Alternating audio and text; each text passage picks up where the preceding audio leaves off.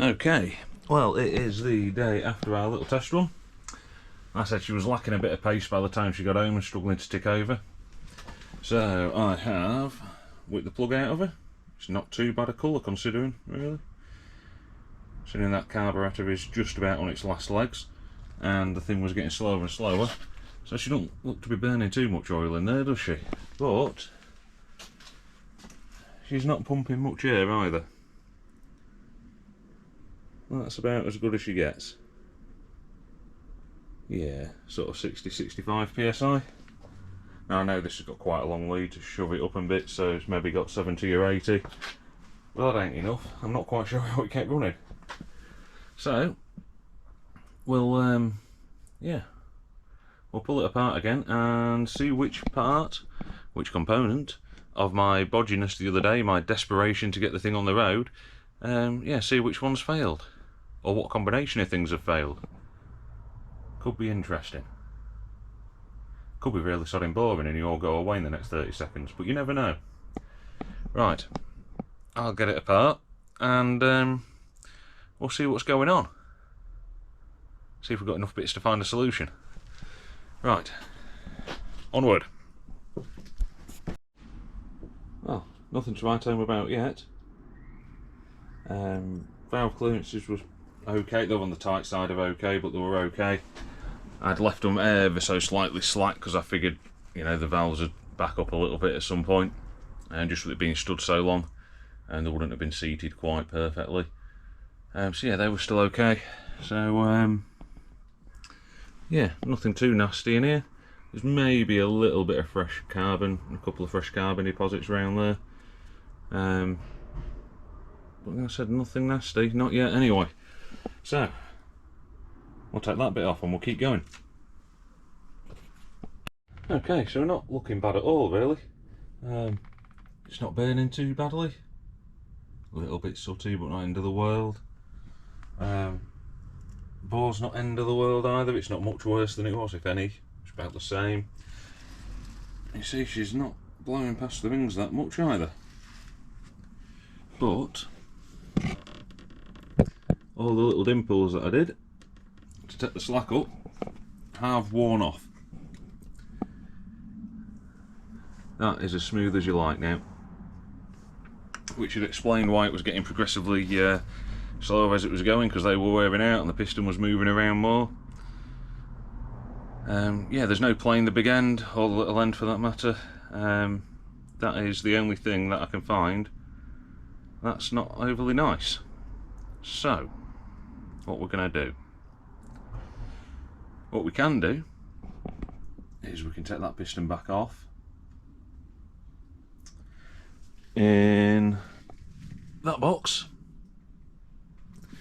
are some of the engine bits, or the top end off, or some of the top end off this anyway, and the barrel's in there, and the piston, and they were okay, but the rings were shot. Well, two of them, one of them, I can't remember. Anyway, at least the top ring was broken, and I think the oil ring was just stuck. It just needed cleaning up. And since I've not sent it off for reboring because I'm still saving some pennies up to buy a piston, because yeah, with the lathe not working, I've had to get someone else to make me some valve guides, and it needed seats, and I don't have the stuff here to make seats, so I was going to have to pay for that. So yeah, I've not sent the barrel off to get rebored yet, so I think I might whip these rings off, have a good look at them, put them in the other bore, gap them, because of course these are going to be too big because this is a plus 20 piston. See how well they sit in the other piston, and if all looks good, we might do that and put it back together that way. Right, yeah, still a bit bodgy, but you know, keeps the bike on the road. That's the main goal at the minute, keep a bike on the road. So yeah, I'll get on with that then. Right, yeah, bring you back when I've done something. Onward. Okay, well, I've gapped all the rings, but this piston, wherever it may be, let me swap hands. The ringland, the gap in the ringland, should I say, for the oil scraper has closed up. Now it's done it on both sides of the piston, or both front and back. The sides, absolutely fine, of course they're better supported on the Epilite pistons. So yeah, I have been rather painstakingly sat here with a tiny little file. It's a proper file, it's the rough edge, smooth edge, as tiny as you may be, and just been gradually, probably can't see in there, yeah, gradually just cleaning that gap up. I've nearly got one of them done, so yeah. Right, I'll carry on with this painstaking, laborious task and let you know when it's done. Okay, so we have the old piston back on with a mixed match of rings. None of the gaps are lined up yet, and we're going to have that head with, oh, you won't see it from me, but there's a barrel on the bench over there, that barrel. Now it's all a bit of a mixed match. None of this is best practice at all, but hey, you know, we're reusing the head gasket because I haven't got another one, so no doubt that'll leak and I'll have to take it apart again next week to put another head gasket on. But you know, we'll keep going, all because I need to have a motorcycle on the road. Okay, just before I pop them back on, they're the rockers that I ground back the other day. Seem to be doing alright. You can see where the valve heads have been. It's just polished them a little bit because I left them with sort of a bit of a dull finish, didn't take them to a fine polish. But yeah, so far they're surviving quite well. They've got smoother rather than great big gouges and divots in them, so you know, sort of on the right path. Right, I'll clean this up, I'll pop it on, then might do a compression test and see where we are. Okay, so we've got enough of it together to do a compression test. Not put the carburetor on yet, but you know, we're kicking the thing over, aren't we? And I'd have held it wide open anyway. So let's see what happens. This might get a bit wobbly. Ooh.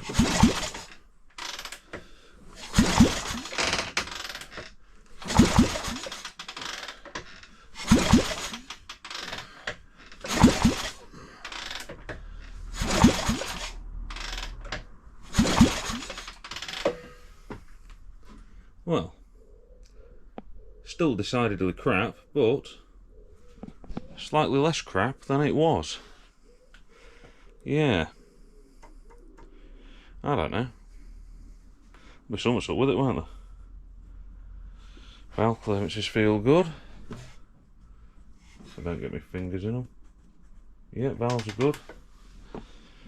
Zero lashing on, but the rods spin freely when they're rocking. So what did we actually get to there? About 80 psi. Still, 15 better than this morning.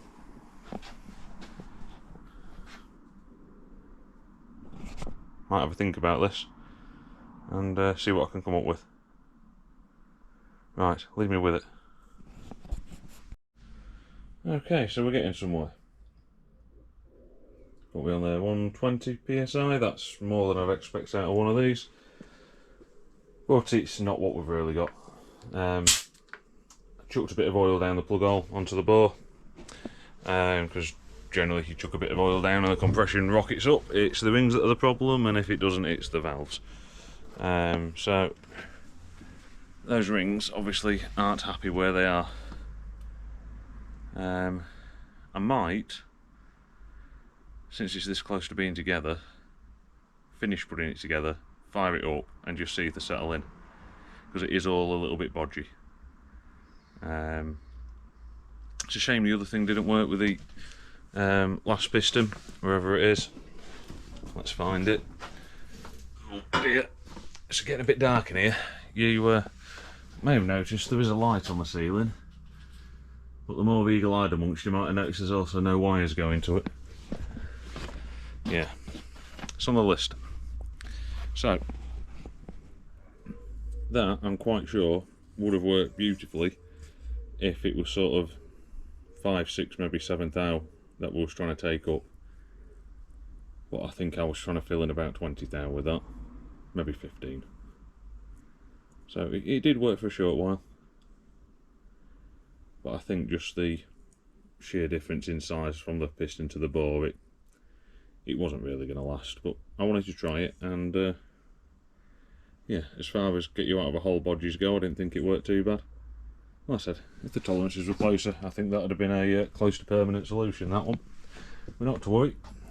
So I shall continue bolting bits on that until I've run out of daylight. Yeah, and we'll see if she'll fire into life.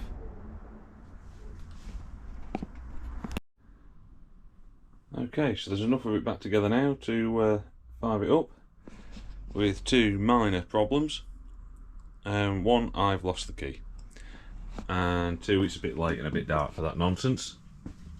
Now the key is really flipping annoying me, because normally, because of how small and easy to lose those Lucas keys are, normally as soon as I've finished with it, I fasten it to that key fob so I know exactly where it is. Only last night I didn't bother. Bugger. So, since I'm out of time and we haven't got any keys, it's a bit dark, I think I'm going to tidy this lot up and probably call it quits for this one. So, give you plenty of time to guess how many kicks it's going to take to start the thing this time. Put your guesses in the comments. Right, thank you for watching, and we'll see you in the next one. Ta-da!